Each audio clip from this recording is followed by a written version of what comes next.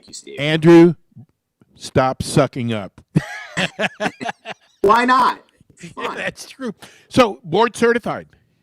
Board certified. That's right. So the Florida Bar has created a board certification program. They don't like when attorneys claim that they're specialists or experts in something. So they created a whole board certification.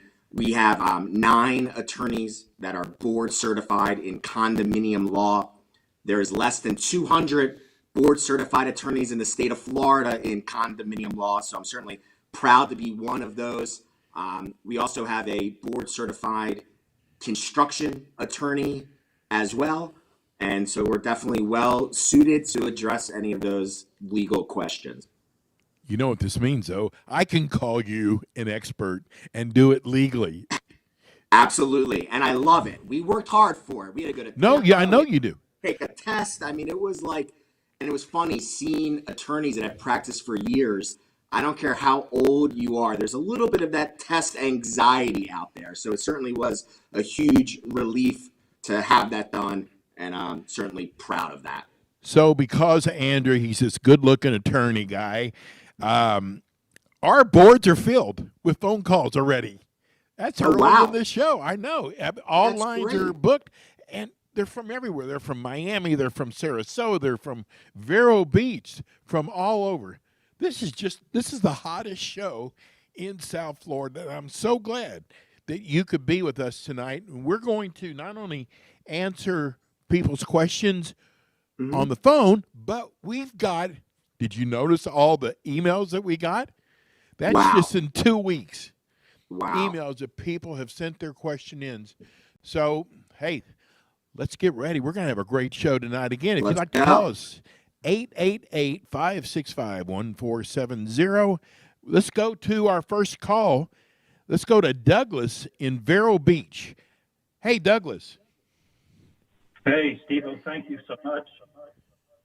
And I can tell you, Andrew is a terrific presenter. I've listened to some of his webinars.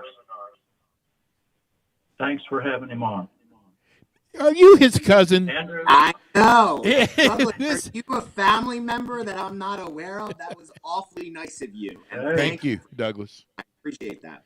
Just a fan. And Andrew, I've written my question out to make it concise so you can answer it. Our condo association document committee recently met in a posted meeting, discussed making changes to our declaration with 12 proposed amendments to recommend to the board of directors. And they just discussed them in concept form. The board of directors, upon receiving this list of concepts, voted by email without holding a posted meeting and approved via email 11 of the proposals, rejecting 1. Then the board, a few days later, posted a meeting notice with 48 hours notice with a rather vague 3-word agenda item which said ratification votes - amendments. No written documents were distributed with the agenda or at the meeting. And wrapping up here, the document committee chairman simply read out one at a time a brief that is 4 or 5 word description of each concept, knowing the board knew what he was talking about. And the board voted through each of those one at a time to send them to the attorney to put them in legalese form for them to be placed out in a vote of all the unit owners. I thought initially 14-day notice would be required since each of them impact unit owner use. I could be wrong on that. There's nothing in the bylaws that speaks to that. Okay. But I certainly believe statute quite clear, says it's illegal to vote by email. And I'm uncertain as to the viability of these amendments if they get put out before the voters because of the flawed process that was followed. I may support them all, but I want them to be passed through a valid legal process so they aren't subject to being overturned. Could you please comment on this situation? I believe it was done wrong. Sure. And I'm wondering what to do about it. Okay. Well, you certainly asked a multi-layered question, so let me try to address, I think, the three main points that you brought up. Regarding the notice of the board meeting for the board to approve which amendments they want to present to the homeowners, and this is for both condos, co-ops, and HOAs, that notice is just a 48-hour notice. The 14-day notice you refer to is when the board will be adopting rules and regulations regarding the use of the homes. Here it sounds like they were just approving which amendments they want to send out to the owners for the owners to ultimately vote on. So I don't really have much of a legal issue with the 48-hour notice. Regarding the process, you mentioned the word ratify, which is just a fancy word. That's a concept in corporate law, which essentially means approving something after the fact. So you're 100% right. Board members should not be voting on substantive issues via email, and there's statutory language that prohibits that. It's not unheard of that sometimes housekeeping or administrative choices need to be made, and it wouldn't be improper for the board to ratify it at the duly noticed board meeting with the minutes reflecting that. Based on what you're sharing with me, if the amendments are sent out to the owners, they get the required approval for what your specific governing documents require, and those amendments are then recorded in the public records. My humble opinion is that the process ultimately would be viewed okay. It might not have been the cleanest or the most preferred way as far as them initially saying via email which ones they wanted, but at the end of the day, I don't see any really significant legal concern that a court or a judge would overrule those amendments that were approved by the homeowners. Okay. Well, Andrew, I accept and appreciate your opinion very much. May I just ask one last follow-up? I got to tell you, we've got a board. Excuse me. We just have a board full of calls. Condo law that the agenda items.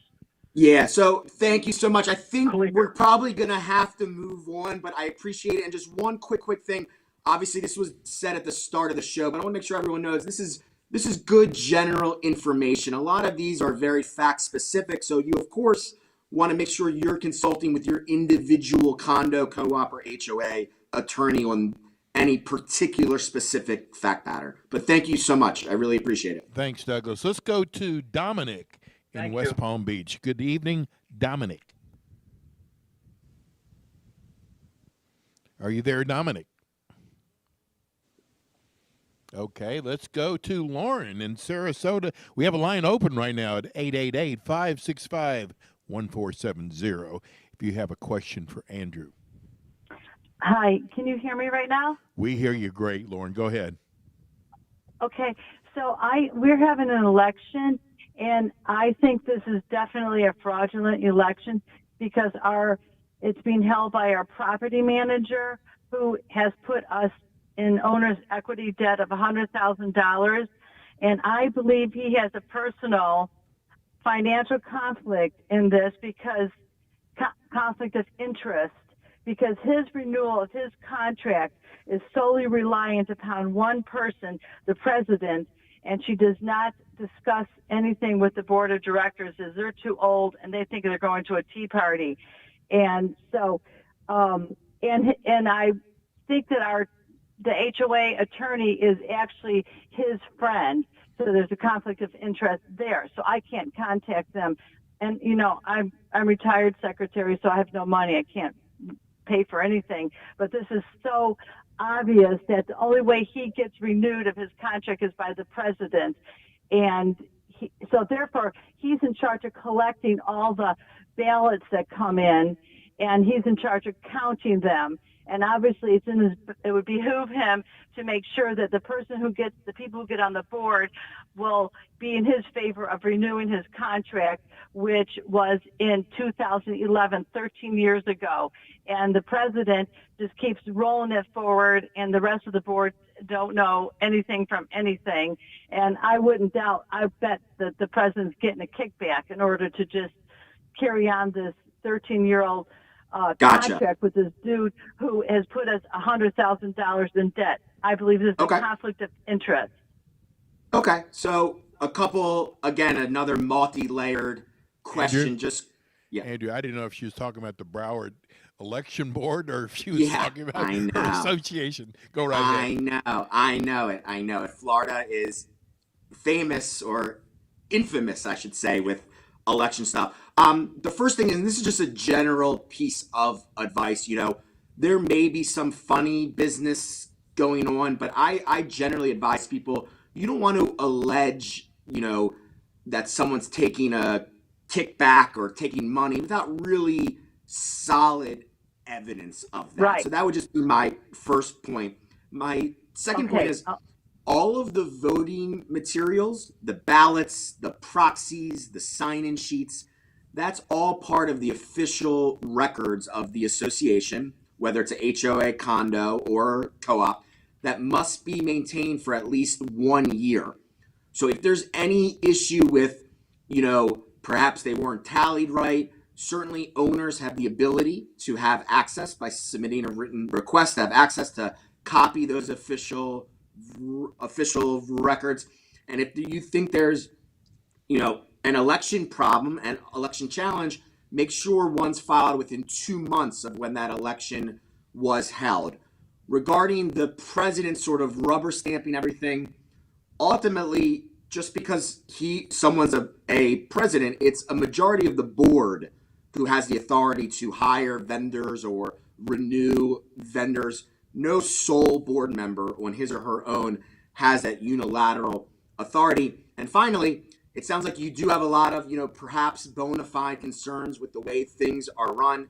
From a practical perspective, my experience is sometimes the best route, certainly if you don't have the funds to perhaps hire your own attorney, is to inform the other owners of what the factual history is, to explain to them why, in your mind, the best course of action perhaps is not to re-elect the same board.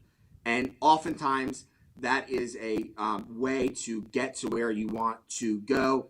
If all of that does not work and the same board's elected and you're able to get a majority of all of the owners to agree, there is a recall process that the owners have. You can recall and remove members of the board from serving with or without cause. So you don't even need to prove that they did anything wrong. You just need to get majority support. So I wish you the best of luck, and hopefully things smooth out for you. Thank you, Lauren. Okay, hey, we got to go I to break right now. We got to go to break. Where would I file that complaint? You said file it within 2 months. Sure. The state of Florida, the Division of Florida Condominiums, they have jurisdiction over both homeowner association elections and condominium elections. So I wish you luck. Thank you kindly. Thank you, Lauren. Thank you very much. We're going to go to break right now. We come back, we'll have Barry from Miami. This is the Ask the Expert Show. We're with you every Thursday night. We're sitting here with board certified Andrew Black of Kaye Rembaum. We'll be right back.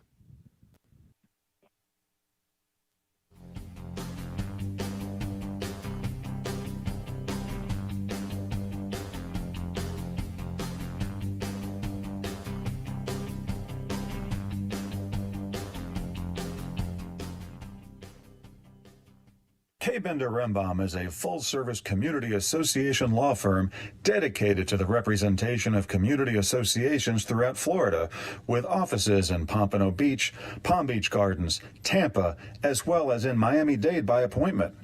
Several Kaye Rembaum attorneys are board-certified specialists in condominium and plan development law, and they assist clients with all matters of community association legal issues while keeping them up to date on new developments affecting their associations. Kaye Rembaum is also a well-known provider of free legal education, which often includes CE credit for managers and state certifications for board members.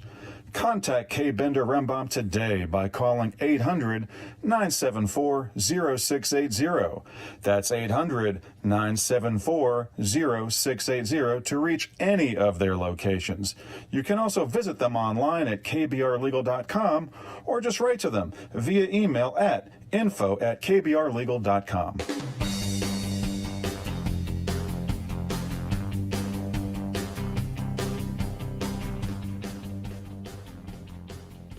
And we're back. This is the Ask the Expert Show with you every Thursday from 6 to 7 p.m. We've been doing this now for 8 years now on 1470 AM, 96.9 FM, 95.3 FM, and iHeart Radio.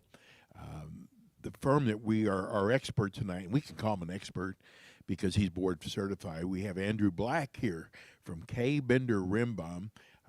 So we have lines open now. So if you have a question for Andrew, now is the time to come in. Phone number here is 888-565-1470. We're in a new studio tonight. God, I actually feel like I'm like talking different than I normally talk. I mean, this is a very cool studio. Thanks to amp2.tv. I'm going to tell you something, Andrew. You're going to love this next caller. I believe he's an attorney. Maybe retired attorney, but he's always has the greatest questions. Good evening, Barry from Miami. Hi, Stevo. Hi, Andrew. How are you? How'd you like that intro, Barry? I loved it, but all I have to say is that Andrew gives awesome webinars, and Stevo, you have a terrific program. Checks in the mail, Barry. Thank you, Barry. Very, very kind of you. Yeah, 2 one-sentence questions. The first is, how is a coastline defined?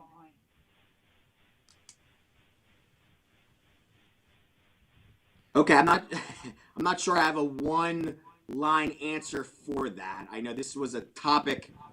You're talking about the new Senate Bill 4D, obviously, and likely regarding the milestone inspections. And if you're within 3 miles of a coastline, you've got that 25-year time frame. I know this was a topic to get all those terms defined. I don't have the exact term off the tip of my tongue. Hopefully, that's one of the issues that will get flushed out. Okay, and my second question: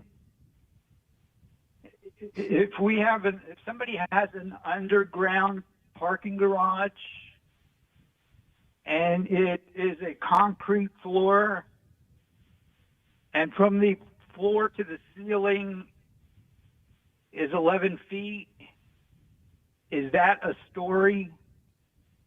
Right. So you asked another great question regarding a defined term regarding the new Senate Bill 4D. And as far as, the buildings that it applies to are 3 stories or higher. So obviously that begs the question, the definition of the story.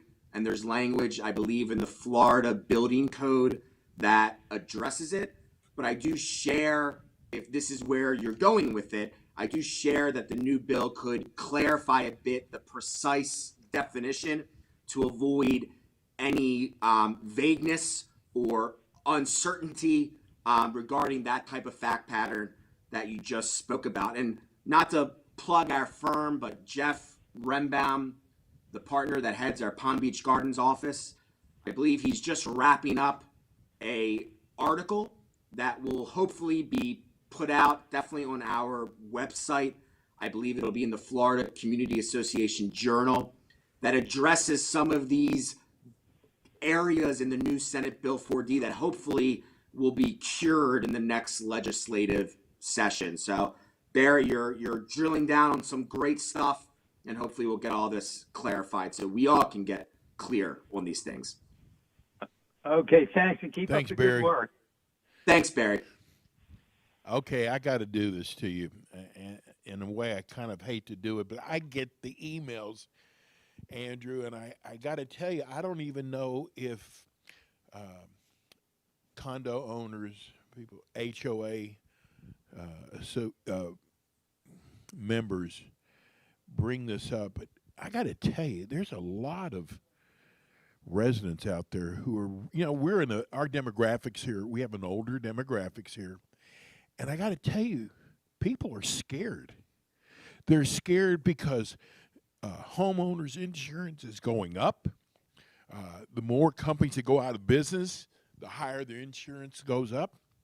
They're afraid about their property values going down.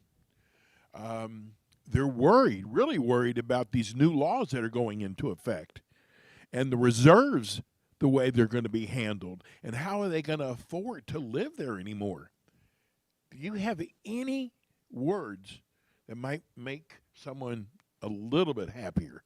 Because they're really worried, Andrew. They really are. Yeah, and it is. It's a very serious matter. I would say the new safety bill, that Senate Bill 4D, is probably one of the most significant pieces of legislation that's impacted Florida. I know we've spoken about it, other colleagues on your show. Our firm's given dozens of presentations on it. And the bottom line is there is some cause for owners to be aware. Whether they should be worried or not, I'm not sure. But I do think it is certainly likely that the cost of being an owner in a co-op or a condominium, certainly 3 stories or higher, it will invariably increase. It just will.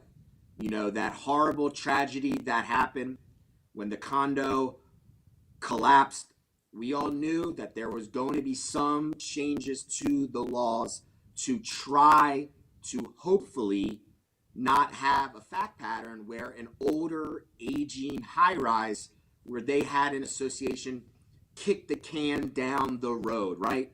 And not spend the money, not reserve enough to get these required structural repairs done. So yes, they're as the law stands right now, condos and co-ops, January 1, 2025, will not be able to waive the funding of those reserve funds. Reserves are just those rainy day money that condos and co-ops set aside. God forbid there's an act of God and something happens, the building has money, or they don't have to special assess. There's that pot of money available to them. So, I do think all boards, if they haven't already, should start planning now to do a absolute careful look at what their financial health is, to start meeting with the engineers, start meeting with your attorney, getting your ducks lined up, so you're prepared for the likely increase in regular assessments, and there could be certainly some communities may have special assessments as well. Are there enough engineers in the state of Florida to handle all this work that's going to have to be done? It's a great question. The consensus is somewhat split. You speak to a handful of people, they think there will be. I think the knee jerk, and certainly my intuition is, it seems like, wow, that's going to be tough for all of the engineers to handle all of the visual inspections. If there's more destructive testing that needs to be done, it certainly seems like that may be one of what we call the unintended consequences of this new bill, right? Where all of the intent was great. We want to ensure that associations, that the residents are protected. that repairs are being done, that reserve monies are set aside. But there are, unfortunately, there's always unintended consequences. One of them is practically, will there be enough qualified professionals, qualified engineers to do this?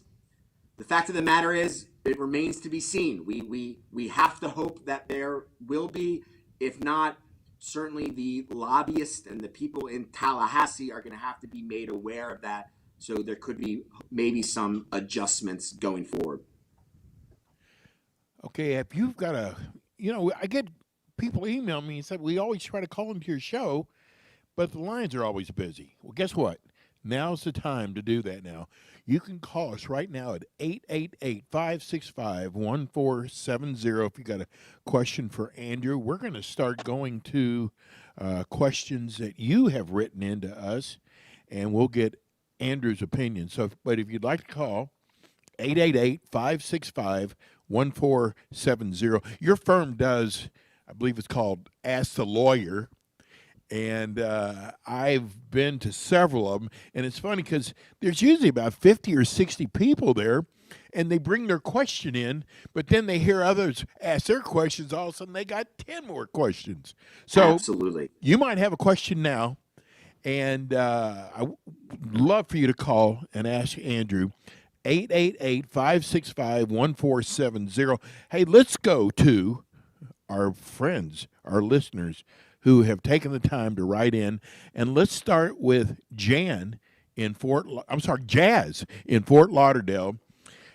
He says, our association has 3 phases, each independent of each other. We have only one website. Owners can only access their, I guess it's respective phase. Is this acceptable? Right. So it sounds like he's asking about, there's language in 718 of the Florida statutes, that's the Condominium Act, which provides that if you have 150 or more units, if your association manages a condominium with 150 or more units, you need a website, and it's a password protected site where owners can log in with their own ID and password, and the association is required to post various association records on that website. It sounds like this might be a multi-condominium. Without getting too complicated, that means where there's one corporation, one association, one board, and that association manages multi-condos.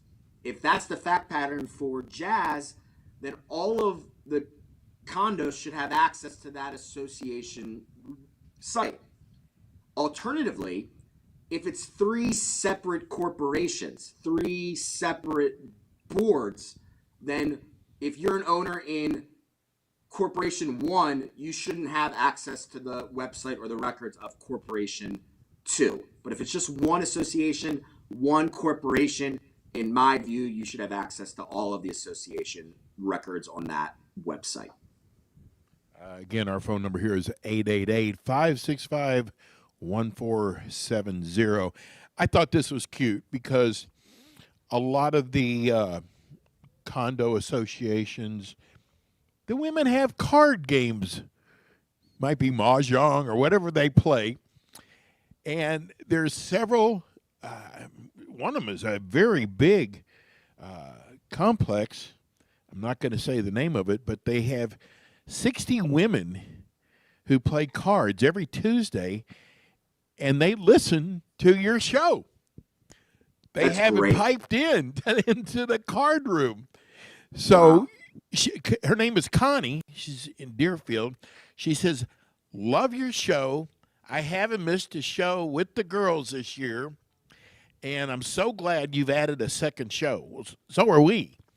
We received on, let's see, our 2022 estimated expenses and 2023 budget this week. It does not show all the checks that were paid in 2022 of this year, thereby showing we're under budget instead of over budget. What are your thoughts? Right. So it sounds like that fact pattern calls for a request to review what the financials actually are. Because if there's some confusion or there's some checks that should be posted that were not, you got to get to the bottom of it, because it shouldn't be an unanswered question whether you were under budget or you were over. The board, certainly management, if you have management, and the owner certainly should be aware of that. So that sounds like something that certainly needs to be reviewed further to make sure your financials are accurate. And certainly, as you all know, every association has to prepare a financial report each year, which owners also have access to. Phone number here is 888-565-1470. We're here with Andrew Black, Kaye Bender Rembaum. Not only do they have offices here in Pompano and in Palm Beach, but they're also in Tampa and soon to be Orlando. Yep. Remember us small people, Andrew. Remember us small guys. We're super excited about that. We love meeting people from all across the state of Florida, whether you're in a 5-unit condo or a 500-unit condo. A lot of the same issues arise, right? You're living with shared walls, you're living with boards, rule enforcement, you got contracts happening, you're collecting assessments, and it's we certainly love the opportunity to serve more and more of the state. And yes, we're very excited. The Orlando office should be physically open very, very soon. Wonderful. Hey, this is a letter we got from Bobby in Delray Beach. He wants to know, it says, can our board use any surplus in the operating fund for projects without the homeowner's approval? Right. So interesting question. The first thing that you need to do is look at what your governing documents say regarding surplus funds. There might actually be language in there. Surplus is just a fancy word. You have extra funds, right? The board has an obligation each year to make a good faith estimate on what the anticipated expenditures will be. It's an estimate, right? It doesn't always come out dollar to dollar. So if you do have extra funds at the end of the year, you're going to want to check to see what your governing documents say regarding those surplus funds. If your documents are silent, which I have to say is likely the more common occurrence, in our view, the board can utilize its reasonable business judgment to use those surplus funds for a bona fide association expenditure in the upcoming year. I will also point out one thing. Dealing with surplus funds, whether you choose to roll over those funds, you're going to want to get with your association financial professional, because there could be some tax filing implications with that rollover of surplus funds. One more before we take our last break. Mary Ann in Boynton Beach. Can our board tell us the meeting is just a workshop, which I've heard that used before, but not a meeting, and does that give them the right not to notice the meeting? Don't the unit owners have the right to attend these meetings, and is there really a such thing as workshop? I love this question because I think it really gets to the heart of a lot of issues in communities, which is what? Transparency, right? Oftentimes, a common complaint you get from owners is that they don't know what's happening. The board conducts the business of the association behind closed doors, and that's not the intent and the spirit of what the statute requires. What the statute says is meetings are supposed to be noticed and open to the owners. There's a couple exceptions if you're meeting with your attorney to discuss litigation matters, or if you're discussing personnel matters. But besides those exceptions, meetings should be open to owners. Now, that's when a quorum of the board, so quorum is a fancy word, just means a majority of the board.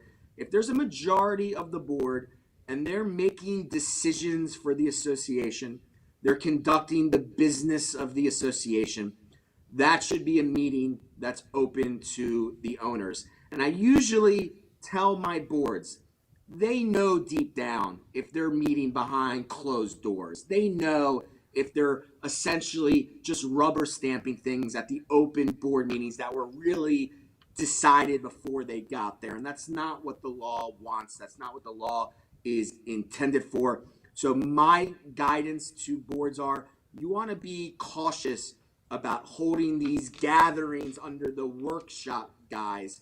Having said that, the case law in Florida is not crystal clear on this. So it's not like there's one case we can point to where a judge has ruled the physical presence of a quorum of the board is illegal. And I'll give you a quick fact pattern. Let's say your board is five. You have 5 members of the board. Quorum would be 3. You have 2 hanging out by the pool. If a third member of the board just pulls up a chair for a minute and just comments, I think we need to pressure wash this deck. Well, you have a quorum of the board. Is that a meeting that the third board member has to run away from? Probably not. That's probably an overly aggressive interpretation. So, it's better to be conservative, but, you don't want absurd results either. So. Okay, let's, we're here with board certified Andrew Black. Andrew, can you give us the number at the office? Absolutely. Our number is 954-928-0680. We have a toll-free number as well. It's 800-974-0680.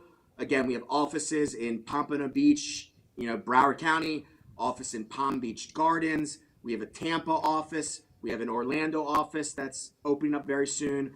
By appointment, we have a Miami office as well. So we are available, certainly, no matter what size your community association, condos, co-ops, HOAs, office, condos. We certainly are well versed in all of those types of real property ownership and look forward to hopefully working with some of you out there. Okay, let's go to break. We come back, we'll have more with Andrew Black at the Kaye Bender Rembaum Law Firm. We'll be right back.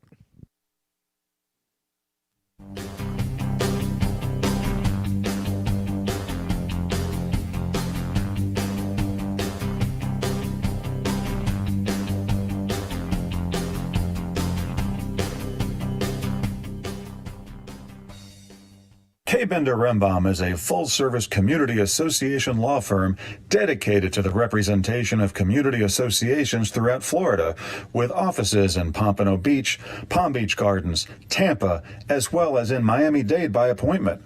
Several Kaye Bender Rembaum attorneys are board-certified specialists in condominium and plan development law, and they assist clients with all matters of community association legal issues while keeping them up to date on new developments affecting their associations. Kaye Bender Rembaum is also a well-known provider of free legal education, which often includes CE credit for managers and state certifications for board members. Contact Kaye Bender Rembaum today by calling 800-974-0680. That's 800-974-0680 to reach any of their locations. You can also visit them online at kbrlegal.com or just write to them via email at info@kbrlegal.com.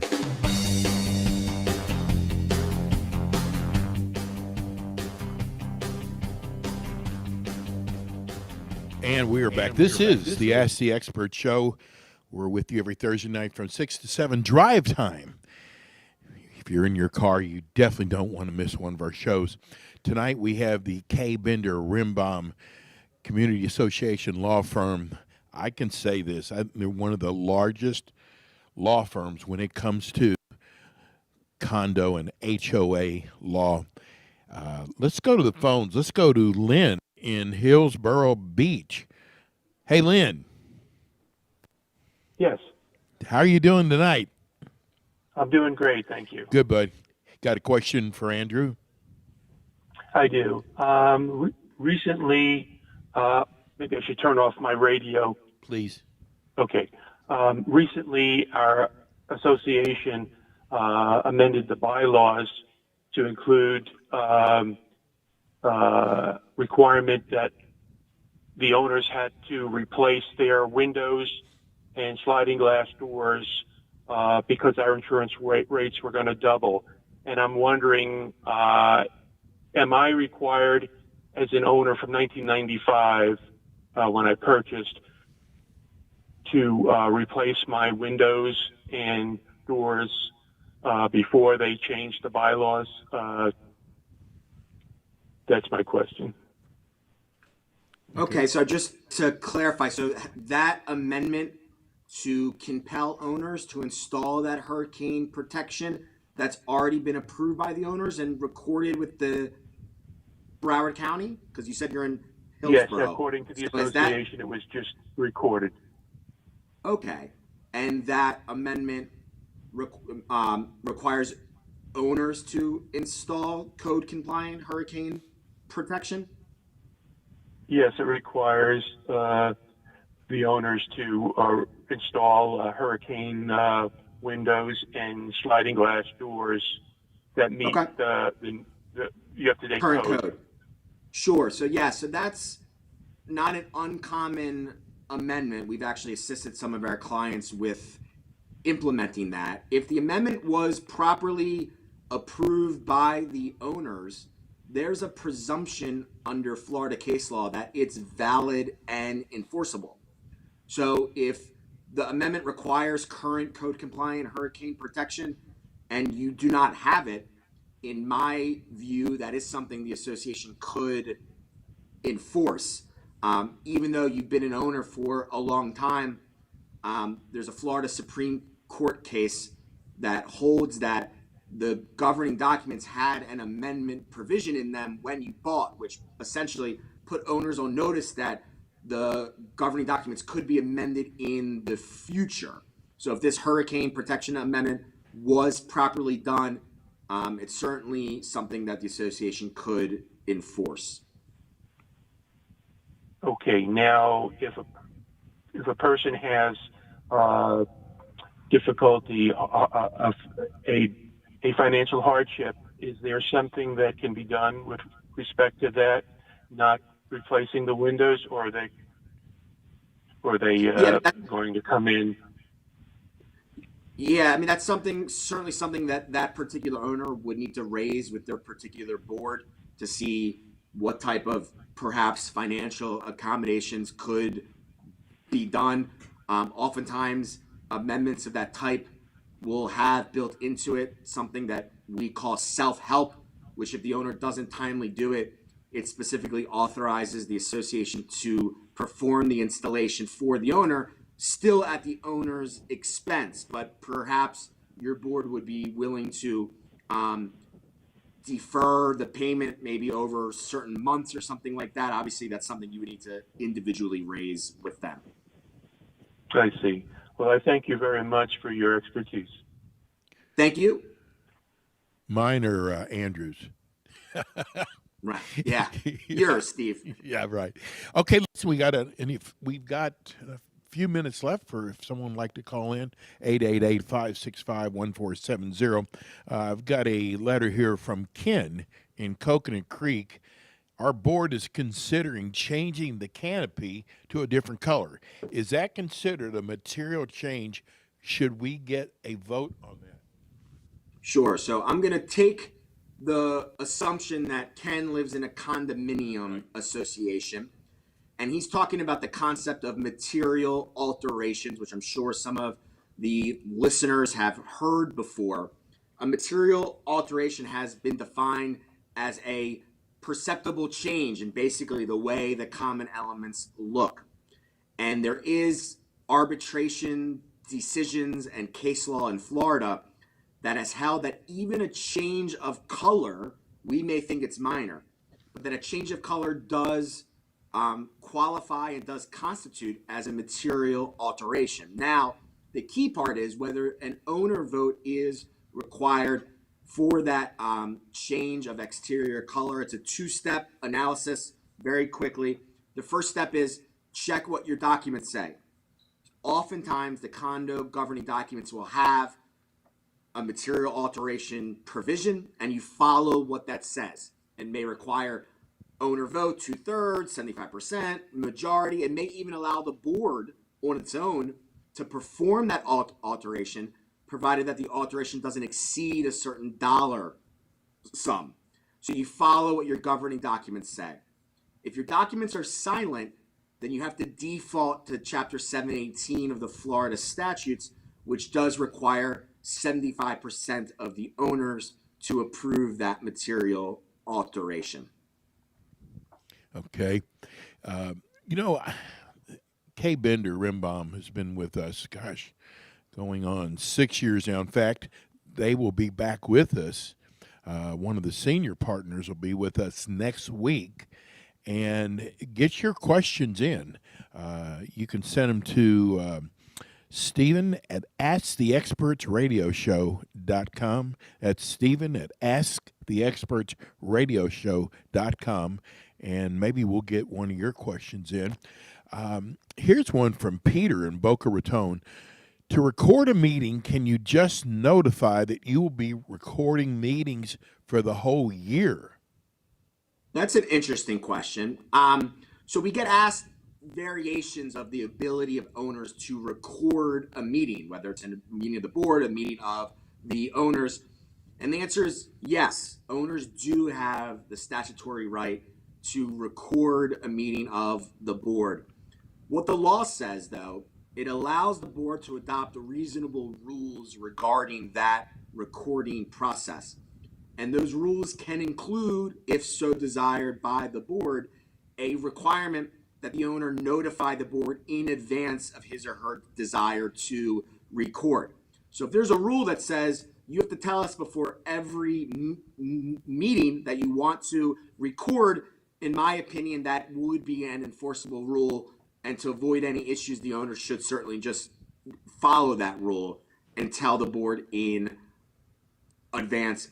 Also, you have to make sure certainly that you don't use any, distracting equipment. I always tell a funny story. I went to a meeting one time and an owner showed up with almost an entire Hollywood crew. There was a guy holding that big mic and lights and all of this stuff. And certainly the board's not required to allow that type of extensive recording equipment, but certainly they can't prohibit an owner from wanting to record.